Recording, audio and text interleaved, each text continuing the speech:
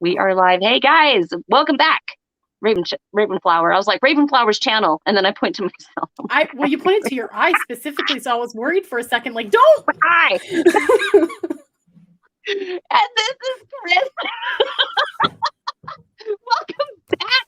This is Truth Talk Ghost Story Edition. And Cris, you are my first guest. I had done my ghost story yesterday, and I have a few of them. And literally, my schedule is now full. I have 31 chats. Yes. Boom, boom, boom. So that's Cris, exciting. Without further ado, tell me your spookiness. Oh, my spookiness. Yes. Okay. So for those of you who don't know, I live in Ohio now, but I grew up in Virginia. And Virginia is filled with lots of like colonial history stuff and like there's lots of historical sites there. There's, Fredericksburg, Williamsburg, like a bunch of places. And I think it's interesting that they still consider that the South. Yeah, well, it's because the actual Mason-Dixon line is above us. Gotcha. Okay. Yeah. People don't say that in Virginia. I got it from Vampire Diaries. Yeah. I got it from Vampire Diaries. I'm like, how are we in the South? What is this place in Virginia? I believe. Yeah. I think it's but like North Carolina, like people in North Carolina think that Virginia is the North. So there's like a whole thing about it. But like no, the Mason-Dixon line, like all it like where they fought to divide the North from the South. Was Virginia. Like it was above, like Virginia was in it. Anyway, not that I'm saying that all of that shit is unnecessarily proud of, because there were things that we should not have been fighting for. But anyway, go ahead. I'm all in it. I'm ready. Yeah. Anyway, though, so the point is that there's a lot of history there. There's a lot of history on that land, to the extent that when I drive home now, as soon as I cross the line, like I can feel the land humming. Like it's very talkative. Mm-hmm. Anyone who's ever really like been in there, maybe from out of states or something, I'm sure you'll notice the land just feels different. And so I've had a lot of different little things. And the interesting thing about Virginia is, and where I grew up specifically, so it's a very small town, like population 300. Oh, we had one stoplight. Everything else was a sign. Stoplights were fancy. Okay. Mm-hmm. And it was right on the water in 3 directions. So lots of conduit there, lots of, And we had lots of little old sites. So as you were talking about this with ghost stories, I started thinking like, what would be like my ultimate one? And I've got a lot of like little ones that just kind of became life. Yeah. I totally understand that. I'm a constantly haunted person. It's just life, right? But my favorite one, I think, to tell people about is there is specifically in Weems, Virginia. There is this church, and it's really old. It's called Christ Church. You can look it up. And it was built by the Carter family, who owned a lot of property. Okay. In that area. They're like one of the founding families. And Christ Church is interesting because so they still actively hold service and everything there. Oh. Like, and like you can have weddings there and all of this. There's like a tree line with a bunch of yews, which we all know as witches. A line of yew trees is a pretty potent spot. Like it's like the tunnel, like the walkway of it. There are a ton of like cedars and things. It just, But the church is built, it's like a square, and there's like a cross path of halls in it. Okay. And it's the very old style where when you go in, the benches are actually cubicles. Got you. Because families were divided off because, look, you can't be looking at other people's women. Can't be like, do they face the center or do they face front? They all face, so you walk down and each thing is off to itself, and then inside of it is like a U shape of benches that do face inward on each other. So like British style. Yeah. So, and then, so Virginia on the coast, lots of British. Yep. Like I joke and tell people I'm native in English, so I'm basically like Plymouth Rock personified. Yep. So it's really common there. But so that style. And then they had like the pulpit that was elevated above everything. Okay. And then like the loft area that's off to the side, it was really small. But anyway, so the cool thing about this this church is there have been a lot of sightings there, a lot. And even when I was little and I didn't fully understand the history of it, I could tell when you went in that like there was something underneath the surface of it. Okay. You know what I mean? You ever go in a place and you're like, there's more to this than what I'm seeing. Yeah, it's not necessarily what I'm seeing. There's something more. Yeah, like it's not just that it's like busy with spirit energy, because like that's, you know, spirit activity, okay, you're in a historical area, sure. But like this was different. This was like there's another like hidden level to this or something. Yeah. And in your mediumship, you're like, is this residual? Is this intelligent? Right. Like, what's my next move is right this now? an imprint from somebody? You hiding the shit in here? Like, what are y'all doing? What are y'all doing? Right.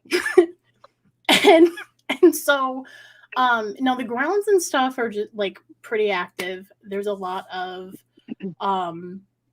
hustle and bustle out there, but the church itself, there's these other layers to it. So I didn't know it for a long time, and probably because my mom just didn't want to tell me. Oh, okay. But I remember being a little older, probably about 13, and we visited the church because I asked her, because you can, so it's kind of, because it's historical, you can just go into it at any time. Like it's like a typical church in like a bigger area that's just always open. Okay. So as long as there's not like service or like a wedding going on, you can just walk in. That's cool. I think that's maybe I could walk in during a wedding. I've never tried. Like, hey, y'all, try the champagne. What's up? Anyway. Wedding crasher. Yeah. So I just am like, you know, let's go visit it, because I love the old architecture of it. I love the feel of the grounds. I especially love really old trees. And so we went to visit it. And as we're walking, I'm old enough now to read through things, read plaques and stuff. And she has lived here like all her life, her mother before her, like we're very much on this land. And she starts telling me stuff. So in the center of the church, where those two paths meet, there is a marker with a man's name. And that man is actually in the ground. In that spot. Yeah. So that's one of the things that was hidden, because I thought it was like just a tribute. But that's actually like his burial spot. It's his crypt. The center of the church, because he was helping to build the church, to have it come to fruition. And he died while it was being built. And so they made it like the cornerstone kind of thing. He's the heart of the church. Oh, that's really kind of sweet. Yeah. So it's like there's a very loving energy there. It's not like a bad energy, but there's other layers to it. So on the Discord that I have through my Patreon, I shared a picture of this place and just had people like, because we have like a psychic abilities room, and we'll just like throw out things from areas just to see like what people get. And they all were like, there's something hidden in here. There's something hidden. And I was like, you're like, is there? That's like, there's two things. So there's that, but then also up around the altar area where you would go to kind of like say your prayers and everything, like you'd go to kneel, there is a side tunnel that ran out to the water that was used for the Underground Railroad. Oh, wow. Because colonial times. Woo! Right. And so I'm like, that's the hidden like pass through feeling I kept. Like I'm like in walls looking for something that I'm not seeing, and it's because there's a hidden door that has a tunnel underneath the church that leads out to the nearby water. Again, we lived very close to water. So now on this grounds, it was really common to see people like setting in the cubicles. Okay. I would hear people chattering like it was like a Sunday morning before people were going to, officially start church, and they're all like heading in and like chattering to themselves and did it like that muted kind of chatter all the time in there. All the time. And then you would get close to the bench area, the cubicle of one, and it would just stop. They're all just like looking at you. You're like, Yeah. who are you? Coming over here. The loft area, I've seen figures move across it many times. Mm-hmm. Like they're always up there watching, spectating. Like this church is very, very active. And I get like, I know that we're kicking off October on a pagan channel talking about a church, but look, this church was really interesting, y'all. Like, I love it. I am fascinated by this place. There are also above ground crypts outside with the original family. And it's like right next to the walls, right next to the church. And then there's a separate graveyard for the rest of their family. They also used to have different living quarters and things like that further out on the grounds, supposedly because over time the property has been made smaller, but originally they had like the family home there and everything. It was like much larger. So this church is sort of like a still standing interactive part of like the bigger portion of that. Oh, wow. Yeah. So that's another part of it being like, there's something hidden about it. Oh. But yeah, that like, there are long roads that lead, like dirt roads, like walkways that lead up to the church where those U's and the, theaters and everything are. And I would always like feel someone walking behind me every time I'm walking down. You know that feeling? Like you're like, I'm just going to slow down just a little bit and see if I can hear you because I can feel you. I can feel you. There's nothing worse than a ghost creeper. I'm telling you. I mean, I know it's a creeper, but I mean, it's like a creeper stalker. Like, it's just like, just freaking say something already. It's like, please don't make me go through this. Just, please, just. My Capricorn sun is like, shit or get off the pot, please. Like, exactly. Just say something or go. Like, what is your point? Unless this is just like, like you're doing your routine and I've stepped into your way. Like, excuse me, sir. But like, if you're going to hover, then like, what are you hovering for? Tell me, like, what's up? I know. But yes, this place was probably, I would say, and my mom and I have talked about it over the years, like I would say that place is definitely sort of like a portal or like a ley line spot. Like it has a lot of energy in it. And I mean, all those different layers that I told you on top of like the generations putting blood and sweat into even building it, because it was like one of the first kind of places like that in the county. And yeah, so there's a lot there. And then now they have like Girl Scout classes and stuff there. It was just the next generation of witches. Was a brownie. Yeah. A brownie. Same. Brownie. On my honor, I will try to serve the goddess and my country. To serve others. And like, here we go. Oh my gosh. When my kids were growing up and they were selling their cookies, there's this one guy that would go and sell the cookies too, and he would buy a bunch of boxes, but only if they could do their Girl Scout, oath. Only if they could perform their oath would he buy the cookies. My poor kids, they were struggling, and I'm like, I'm the worst Girl Scout secretary ever. Yeah, I know. I know the oath. It's a thing. But yeah, like that place is sort of the pinnacle. And then any of the because I was homeschooled, for those who don't know, from like, what was it, 5th grade up. And so we would take field trips and field trips to very old historical places made things very interesting when you picked up energy. And some of the most interesting ones was like George Washington's birthplace.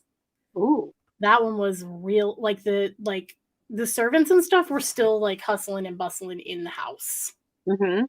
which is interesting because they also do like the live reenactments there. So I'm wondering in a lot of places where they have the live reenactments, if that really encourages them to continue on like spirit wise, because they're just like, oh, they're doing it. Let's join. Sally can't be better at dusting than I can. Like, I had an experience like that at the Battle of Shiloh, going through Tennessee, Louisiana, somewhere in there, like driving through, and my ex-husband had to see it. We had to go. And I'm like, what are we here for? And I'm just like surrounded. I'm just like, can we go? Can we go? Can we go now? Yep. And they just did reenactment the day before, so it was really active. I'm like, yay. Williamsburg, no, Fredericksburg gets like that. Fredericksburg, like you drive by and you hear the cannons. Yeah. Like very actively. So, yeah. It's a lot. Yes. So that's why, like, I was like, well, it was interesting too when you were like, yeah, come on and talk about ghost stories. And I was like, cool, sweet. And then I was like, shit, what ghost story am I going to tell? Because I have a lot of the little, like, moments like, oh, I was setting up my computer and a bowl dropped and then looked over and it wasn't actually a bowl. They just made a sound like the bowl dropped. The bowl was sitting there perfectly fine because they wanted me to say, oh, hi, guys. Yeah. Like, there's a lot of stuff like that. But the area that I lived in, I think, is the most interesting because it has a lot of history there. It's very lived in, as my mother would say. And so because of that, there's just everywhere you went. I mean, there's the county courthouse. It was nothing for people to see like horse and buggy, like carriages coming down the road through their car at them. Oh boy. Because like, that's just, you're living that close and that actively in the history that it just is there. It just is. Yeah, it just is. And it's, I mean, the East Coast is the oldest spot in America. I mean, it is. It makes sense. And I know that, other countries laugh at us when we're like, it's so old. They're like, what? No. It's all for us. It is for us. It is for us. Exactly. So yeah, I mean, you got Blair Witch vibes over there. Actually, speaking of witches, we have the Witch of Pongo. Witch of Pongo. The Witch of Pongo, Grace Sherwood.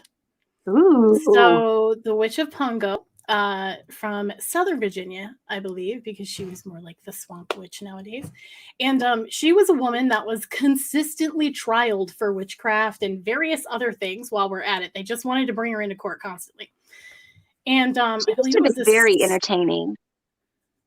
Right? I feel like we would be friends. Well, I remember a story about she went overseas for a period of time to like the Mediterranean area, and she saw the rosemary there and loved it so much that she brought some back and started planting it around. And to this day, in Princess Anne area, there's rosemary like all over the place because she brought it back and like planted it and started.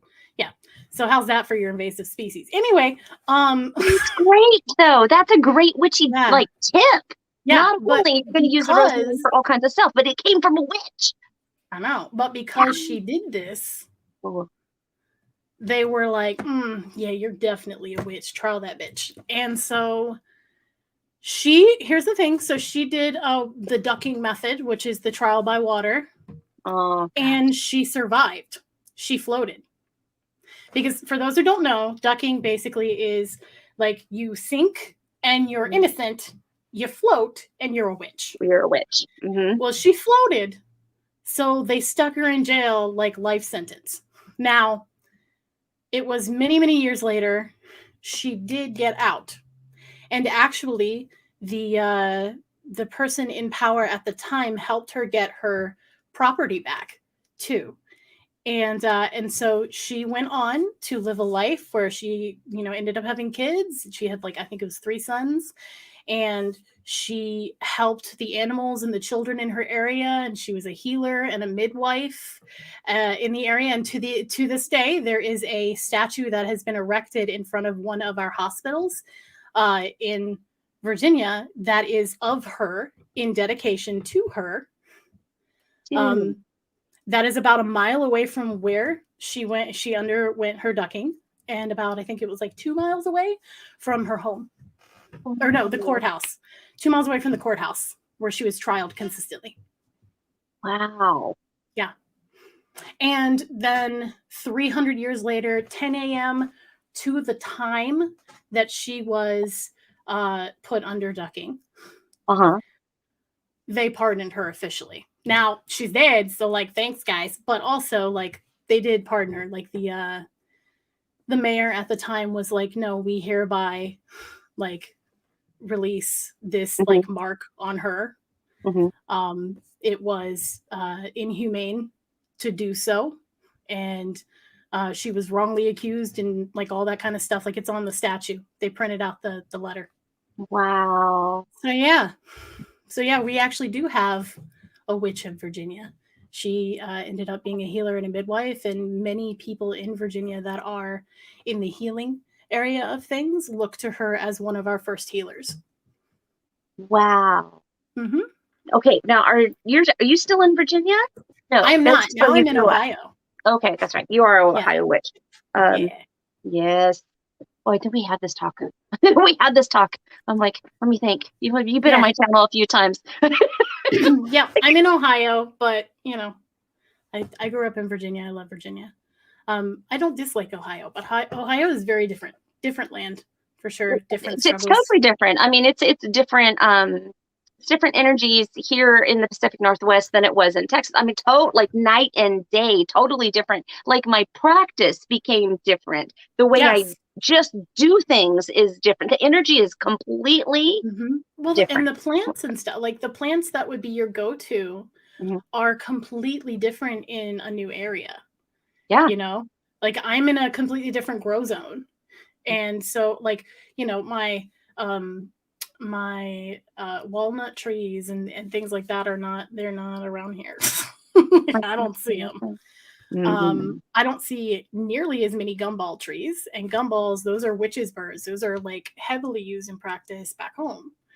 But here, so now every time I have my sister come from Virginia, I'm like, give me some of that witches' birds. We have some. Do you want me to send you some? I've got some here from Seattle. I've currently got a bunch. Okay. But thank you. You're welcome. Yes. Welcome. So it but no, like, and then like pine trees, there's not a lot of pine, like they don't hold up to the weather and the winds, because pine trees don't have very deep roots. So the slightest amount of wind knocks them over. You lose power. It's not pretty. But that was life in Virginia. But up here, they wouldn't survive. Like they just don't do it. The winds are way too strong. So I also have pine needles that have been sent to me that fell in like a storm and stuff like that. And so I hold them like my prized possessions. These are my Virginia possessions. Oh, matter of fact, I just got I'm doing like a little witchy like right now. But you know how like when you get those few things that like you've been wanting for a long time, or like you've been trying to attain and you could find it anywhere. Okay. So 100% all natural, whole leaf Virginia tobacco. Oh. The kind that's not chemically treated. It's not chopped up into cigarette form. It is a whole leaf, just like dried naturally, like cured like that. Yes, like just And I found them. I found them, and I'm excited. I may have ordered two big bags, and that'll last me for a long time. But tobacco is used very heavily in my practice. One, because of the native part of me, but also just because it's something that is very prominent with Virginia. And so it just is heavily used. But I had been nursing some for like 15 years that I had from a powwow when I used to live in Virginia. And it's that poor thing is just little like crumbs. I'm like shaking it up. Like it's crumbs and stems. It's like the sad part of weed. Anyway, it's so bad. So I finally found a place. I had searched online to try and find some, and I finally found a site and got it like within like 2 days. I was like, look, if y'all help me, I will give you some as an offering. And it was like, Here. Here you go. All right.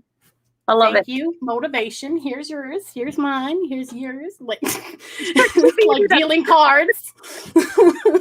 Love it. Yes. No, I got so excited. I know it's tobacco. I'm not a smoker, but it's oh my god, the smell too is home. It just smells like home. And you ever make like tobacco water, as part in your practice? Do you ever do any of that stuff, like water for anointing or just energy changing? Not tobacco water. I have made the oil, okay. Tobacco oil. I also am fond of, I have certain gods that I work with that I don't talk about on here, that I offer rum, like I'll put tobacco in the shot glass and then pour rum on it, and sometimes chili peppers. But yeah, like I've done that. But my biggest thing is I either use it in dried mixes that I burn on charcoal. Okay. I leave it as offerings, like just as is. Yeah. Or burn it in a fire as offering too. Or I'll make an oil like that. That's typically how it happens. It also, because it's the reason I wanted the whole leaf is because it's a whole leaf and they're usually pretty wide. You can wrap things in them. Yep. And that also is nice too, like making like a nice boon or something, and you wrap it in the tobacco leaf and then throw it in the fire. Yeah. Nice. Very nice. My grandfather, when he was a kid in Kansas, I want to say it was Kansas. No, it was South Carolina. And South Carolina would do tobacco drying. So they used to have the kids just out there doing it. And there's a picture I'm going to have to find for you of him, standing outside of the barn where it's all dry, and there's like these big leaves, they're huge. Yeah, they're big. They're really big. I don't think people realize, because they only are used to usually seeing like the cut up portions that we put in like a cigarette or something. But that, like, a tobacco leaf is big. It's really big. It's really big. In fact, I had gotten from my dad. Let me go see if I can find it. Right here. Whatever. So this is from our family. It's a family tool that I have up on my altar, and you would put your fingers through it like, let me see if I can do it right.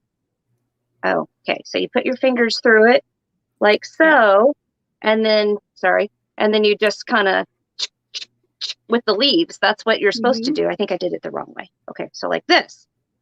So it's like this, and then you just go with the leaves. So that was the thing. And you can also use it for corn, I believe, to like husk them off. I can see that. Whatever. But I thought that this was a great ancestral piece, because this was from the 1800s. Find. So I have an oyster shucker that's kind of like that. Like the really old, like wooden, like rounded handle oyster shucker. Because oysters were huge where I'm from. And that's one that goes on my ancestral altar. This would also be good for an oyster shucker. Although I don't know. That one has a lot of, it's a hook, so. It's a hook. Yeah, I know what you did last summer. What? It's a good tool. It's one of my ancestral things that I do out of respect for everybody.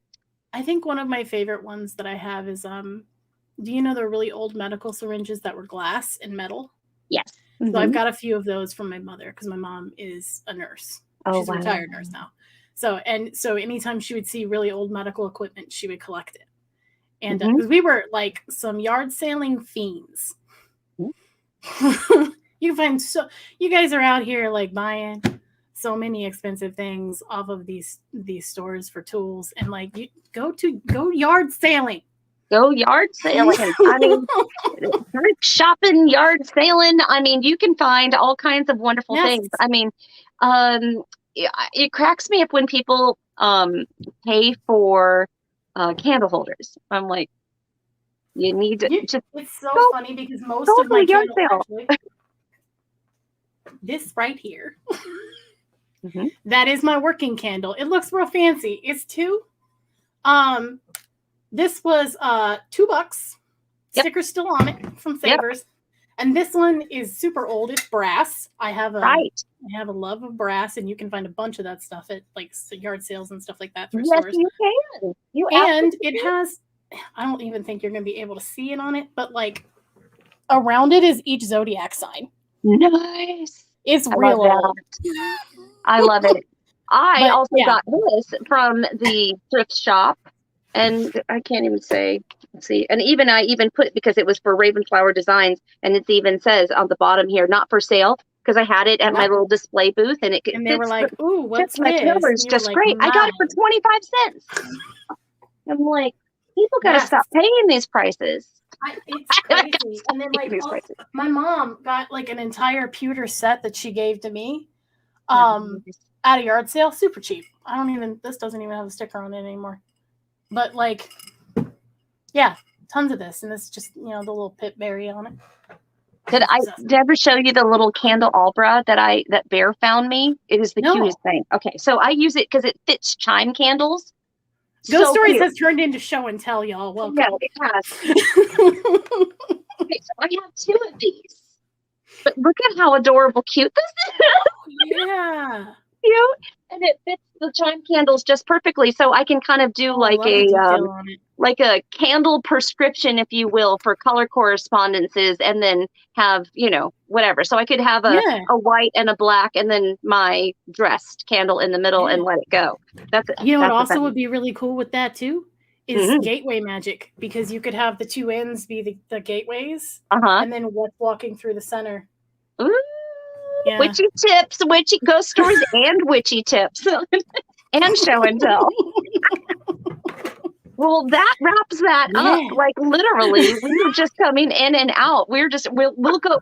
Chris and I can talk for a long time, so I'm gonna. We could. And I told you, if ever you need me on your channel, I am there for you. 100%. I would love to have you. Absolutely. I'd love to be there. I actually, if you don't mind, I'd just say I am going to make an effort to come back to YouTube in this month. Absolutely. Like now it's October 1st, it's 2nd officially. It's the 2nd. So I will be coming back. There's a podcast and stuff that I've had out, and I've kind of slacked and not put the episodes on YouTube. They've been everywhere else. So I'll be putting those up and scheduling lives and all kinds of things. So yeah, I'd love to have you. Anytime. I would love to do it. I would absolutely love to do it and return the favor, because you've been on here a couple of times, and whatever I can do to help. Now, can you get a lot of your information from your website? Because I'm subscribed to you, so I get a lot of the information and the updates. I get an email. I'm like, you and Crimson. You guys are my people that I've subscribed to. Those are the 2. She's another one of my favorites. I adore her she's energy. My face. Yes. Oh, I love that woman. I love you both. You guys are both like, you guys have a lot of really, really good content. If you haven't Patreoned either one of these 2 people, you need to do so, because they are like giving it to you, giving it to you. I may not have been on here active, guys, but I've been on Patreon for like 3 years steady. And you know what? You both are very, very consistent. Very consistent with your stuff. Very. Yeah. Happy tries. Happy tries. Well, I will put a link to your website so they can find you in all the different ways. And welcome back to YouTube. And I look forward to seeing you again. And I will hit that button. Yes, absolutely. Thank you. Thank you for having me on. It was a joy talking to you guys, and it's good seeing everybody in the chat too. All right. So tomorrow I'm going to have Eric on. He is our tattoo artist, and he also lives in New Orleans. So, you're going to have some good ghost stories there. Yeah. All right. Till tomorrow, you guys. Have a good one. Bye.